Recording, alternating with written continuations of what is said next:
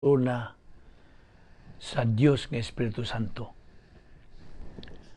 Ang mga tao nga musalikway sa konsepto sa balaang Trinidad, muhimo pagkunhod kini. Pagminos sa Espiritu Santo pinagi sa pag-ingon nga wala kini lain kundi usa lamang ka kabuyuhan o influence sa in English. Ingon nga adunay mga tao nga moingon nga ang Dios nga anak usa lamang kay yanong tao. Apan ang pagkawalay lawas o pagkakulang sa material nga porma sa espiritu, dili kini makapahimo niya nga kubos nga pagkapersona kaysa Dios nga Amahan kinsa susama nga dili makita. Ang kapulong nga espiritu, ghost sa in English, usa ka makalilibog nga paghuban sa pulong neuma nga nagpasabot og espiritu. Way pulong sa pinulungang Griego sa espiritu. Ang labing duol nga pulong mao ang pantasma, Mateo 14:26, nga nagkahulugan og aparisyon o pagpakita. Apan wa gamita kining pulong nga bahin sa ikatulong persona sa balang Trinidad nga ang Espiritu Santo. Ang Espiritu Santo matuod siya nga persona susama ra gyud sa Amahan ug sa Anak nga mga persona. Segundo Corinto 13:14, 1 Pedro 1:2. Ang daghang mga ngan o titulo sa Dios nga Espiritu Santo, mabag-o ba o madaang pagigsaad, nagapakita sa iyang pagka-Diyos o nagapadayag sa iyang relasyon ngadto sa totoo niya ka o duha niya kakaubang sakop sa balang Trinidad. Bahin sa iyang mga kinaiya, gitawag siya og espiritu sa pagkabalaan, Roma 1:4. Espiritu sa kinabuhi, Roma 8:2. Espiritu sa kaalam, Isayas 11:2. O espiritu sa kamatuoran, Juan 14:17. Ang mga titulo nga espiritu sa Dios o espiritu sa atong Dios, Genesis 1:2, Mateo 3:16, 1 Corintios 6:11, o espiritu sa atong Amahan, Mateo 10:20, nagapahiusa sa Espiritu Santo ngadto sa Amahan samtang ang Espiritu ni Kristo o Espiritu ni Jesucristo, Roma 8:9, Pilipos 1:19. Espiritu sa iyang anak, Galacia 4:6, o Espiritu sa Ginoo, mga buhat 5:9, nagapahiusa kaniya ngadto sa anak. Kining maong mga titulo, wa magpasabot nga siya usa lamang ka kinaiya sa Dios. Walay mga kinaiya ang gigamitan pinaagig personal nga pulinganan, personal pronouns, sama na sa siya, lalaki, niya, lalaki, ug iya, lalaki. Ni ang usa ka kinaiya, tultulan kamo niya sa tibuok kamaturan, Juan 16:13-15, o muhulip ug muhatag og kinabuhi, Genesis 1:2, Job 33:4. Kining maong mga titulo nagahisgot bahin sa Espiritu Santo isip nabulag o lahi nga persona. Ang termino nga espiritu nagulagway kini sa nalahi nga tahas sa iyang persona, sanglit espiritu man usab ang Amahan ug Anak, Juan 4:24. Ang Espiritu Santo mao siya ang dili makita nga gahom sa Dios. Ang persona nga pinaagi kaniya gitugyan ang Dios nung gahom. Sa mao nga paagi, iyang gipadayag ang plano sa Dios dinhi sa yuta ug mao ang gitugyanan alang sa pagtuman sa Kristohanong paagi sa pagkinabuhi. Ang tahas o buhat sa Espiritu Santo dili angay nga ikalibog sa ilaha nga ubang sakop sa balang Trinidad. Ang Ginoo mao ang espiritu ug hain gani ang Espiritu sa Ginoo ana ay kagawasan. 2 Korinto 3:17. Ang hugpong sa mga pulong ang Ginoo mao ang Espiritu, nagahisgot kini sa Espiritu Santo dili sa ikaduhang persona sa balang Trinidad. Ang Ginoo mao ang Espiritu, nagahatag og gibugaton sa pagka-Dios sa ikatulong persona. Ang maong hugpong sa mga pulong wala magpasabot nga ang Espiritu mo ilis sa presensya sa nabanhawng Kristo nga nagapuyo sa magtotoo. Roma 8:10, Galacia 2:20, Colosas 1:27. Ang buhat sa usa dili mahimong ipaangkon sa lain nga usa. Sila nagkabulag ug nagkalahi nga mga persona, pulos sila pareho nga anaa ug sa sulod sa magtotoo. Now, atong isgutan ang iyang ministeryo ngadto sa kaliwatan sa tao.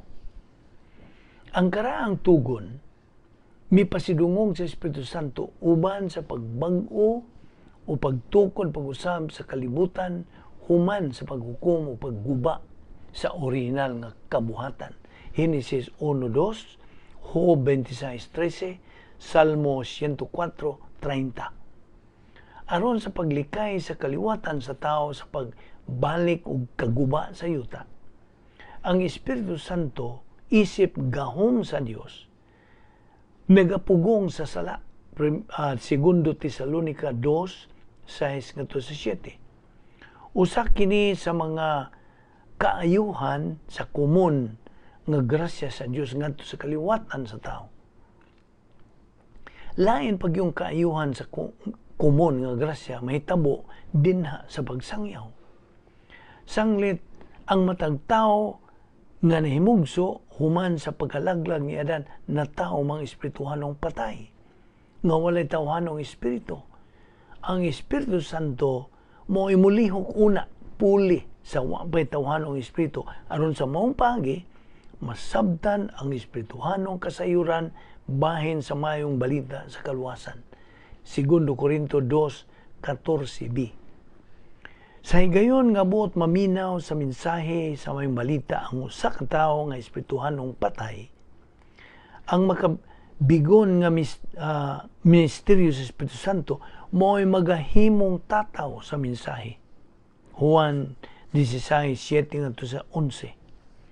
Kung ang maong tao musugot sa pagdawat pinaagi siyang pagtuo kang Jesucristo, ang Espiritu Santo magaangkon sa maong pagtuo ug mohimo niini nga epektibo alang sa kaluwasan pinaagi siyang ministeryo sa gitawag og masangputon nga grasya, efficacious grace sa in English, Episo 2:8.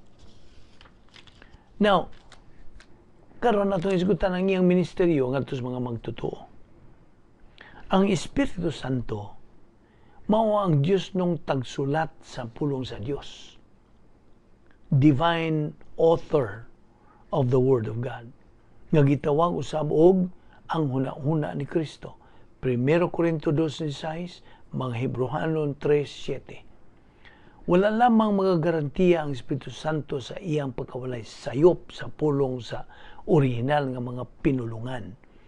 2 Samuel 23:2 o 2 Timoteo 3:16, 2 Pedro 1:20-21. Kundili, nagatudlo usab siya sa magtotoo. Juan 14:26, Juan 15:26. Dili ta masabtan ang mga espirituhanong kasayuran kung gamitan talang kini sa atong tawhanong pangutok. Dili. Ang Espiritu Santo mao'y nagasangkap sa gikinahanglang espirituhanong IQ aron masabtan sa atong may kinutubang salabutan ang gipadayag sa walay kinutubang kaalam sa Dios.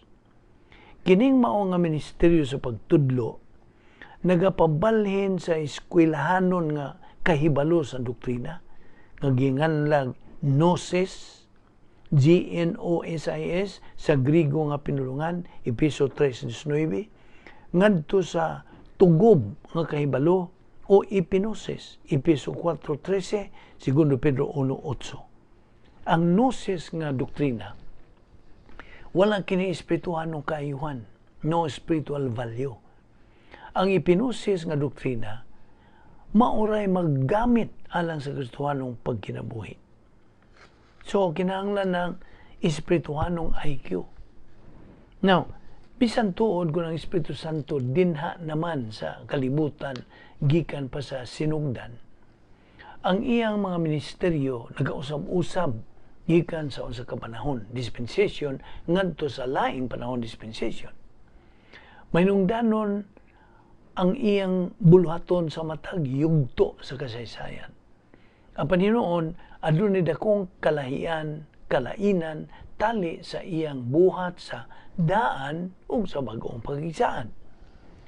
Sa kinutibuk ang panahon sa daang pakigsaan, ang Diyos pinagi sa iyang pagkagamhanan, milimiti sa pagkaana sa presensya sa Espiritu Santo sa pipila ka mga tao, kinsa dinhay pinasahi nga mga tahas o katungdanan nga ilang tumanon.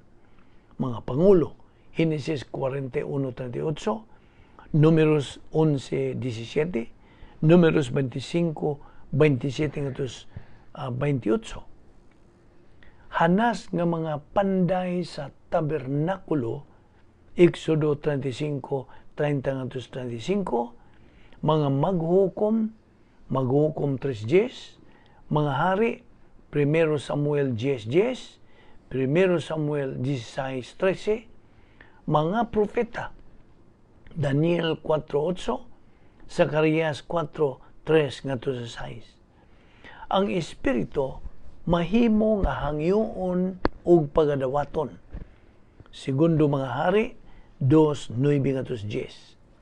Ang Espiritu mahimong tangtangon gikan sa magtotoo tungod sa makanunayon nga pagkakarnal. Salmo 51:11. Ang buluhaton sa Espiritu Santo sa panahon sa simbahan, usa ka talagsaong pagpadayag sa grasya sa Dios. Wala sukad masukad matuman sa Espiritu Santo ang musunod nga 5 ka dili kasagarang buhat sa matag magtotoo.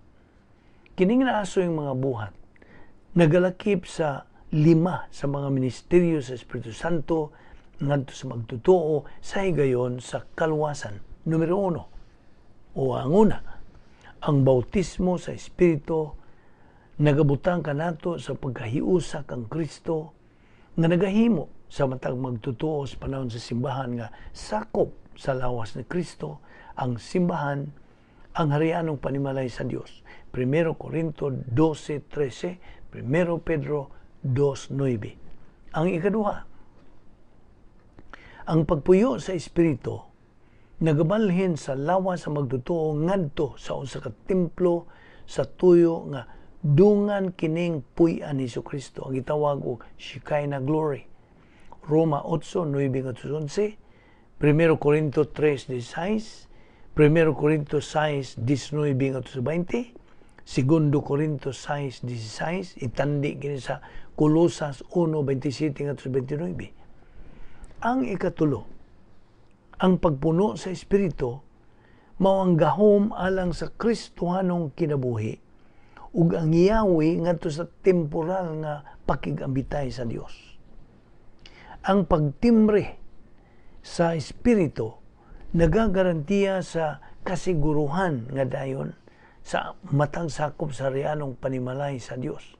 Episo 1:13, Episo 4:30. O gay kaupat, o ikalima, usa ka espirituhanong gasa ang ihatag ngadto sa matag magtotoo aron sa pagtuman sa buluhaton ingon nga usa ka harianon nga niya sa kalibutan. 1 Corinto 12:4-11, Episo 4:11. Sa iyang pagpanag-iya nining 5 ka mga panalangin, ang magtotoo karon nagaangkon sa labing talagsaon nga mga espirituhanong katungod sa kasaysayan.